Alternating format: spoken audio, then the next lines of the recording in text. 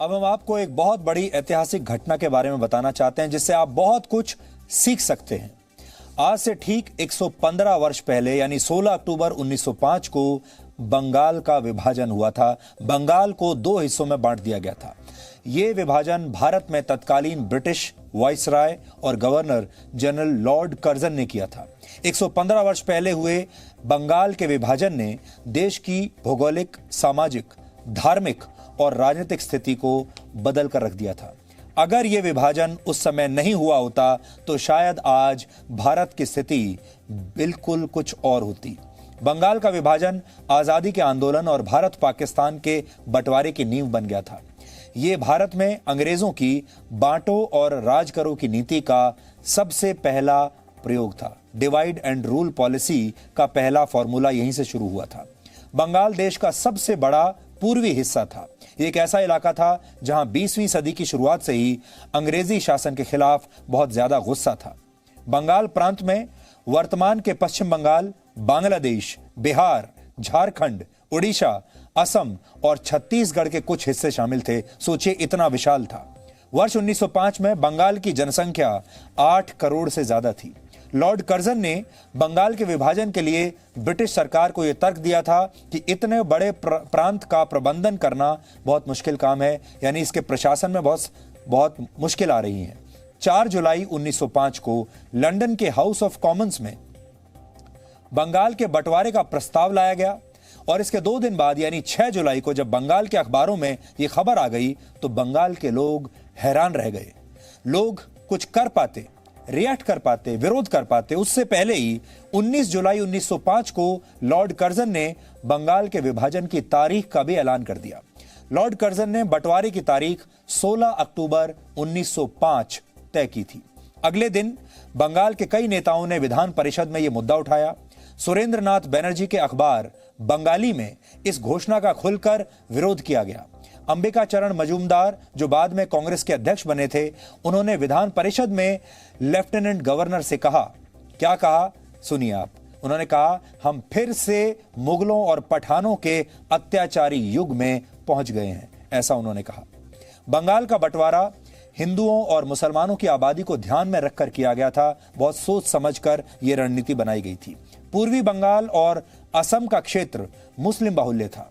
पूर्वी बंगाल और असम, बाकी के हिस्सों में हिंदुओं की संख्या ज्यादा थी। अंग्रेजों की इस डिवाइड एंड रूल पॉलिसी का तीर बिल्कुल सही निशाने पर लगा। जिस पूर्वी बंगाल में मुस्लिम आबादी ज्यादा थी वहां फैसले का विरोध ना के बराबर हुआ, कोई विरोध ही नहीं हुआ। लेकिन देश के बाकी हिस्सों में इस फैसले का जोरदार विरोध हुआ। बाल गंगाधर तिलक ने पुणे और बॉम्बे में विरोध की कमान संभाली। पंजाब और उत्तरी भारत में यह आंदोलन लाला लाजपत राय की अगुवाई में हुआ और जगह जगह मीटिंग्स की गई और उनमें फैसला किया गया कि ब्रिटिश सामान का बहिष्कार किया जाएगा। जैसे आज हम चीन में बने सामान का बहिष्कार कर रहे हैं, यह फॉर्मूला आज का नहीं है। उस समय भी पूरा भारत एक साथ इकट्ठा होकर खड़ा हो गया था और यह तय किया था भारत ने कि हम ब्रिटेन में बने सामान का बहिष्कार करेंगे, यानी आर्थिक रूप से उनकी कमर तोड़ देंगे। कलकत्ता में सुरेंद्र नाथ बनर्जी ने ब्रिटेन के लिवरपूल से आने वाले नमक का बहिष्कार करने का ऐलान किया।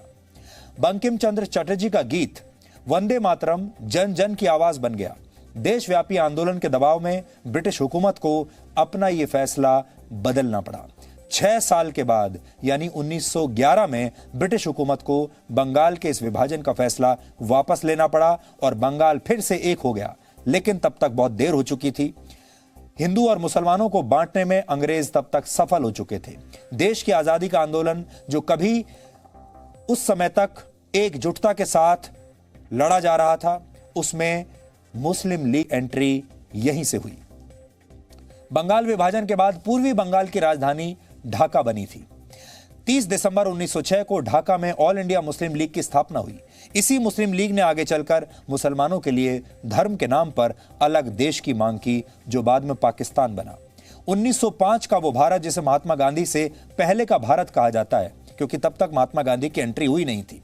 उस समय यदि बंगाल का विभाजन नहीं होता तो महात्मा गांधी के आजादी के आंदोलनों के लिए इतनी बड़ी जमीन नहीं बनती। बंग भंग नहीं होता तो मुस्लिम लीग नहीं बनती।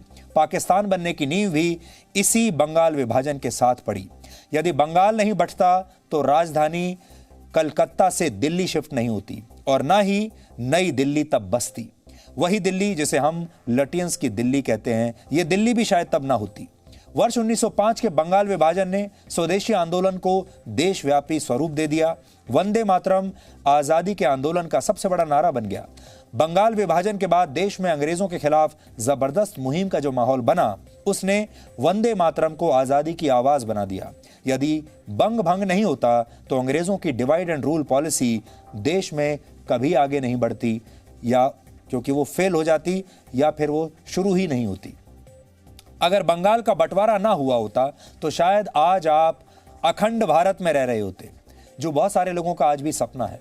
ब्रिटिश सरकार ने वर्ष 1911 में बंगाल के विभाजन को रद्द तो कर दिया था, लेकिन तब तक हिंदू और मुसलमानों के बीच एक बहुत बड़ी खाई पैदा हो चुकी थी, जो उसके बाद भरी नहीं गई। तो आज का दिन बहुत महत्वपूर्ण है।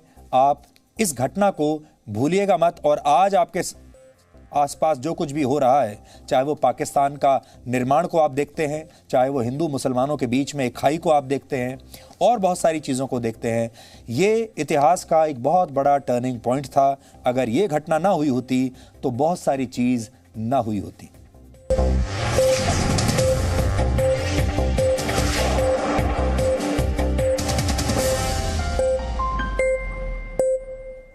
Presenting B News app, available on Google Play and App Store. Download it now.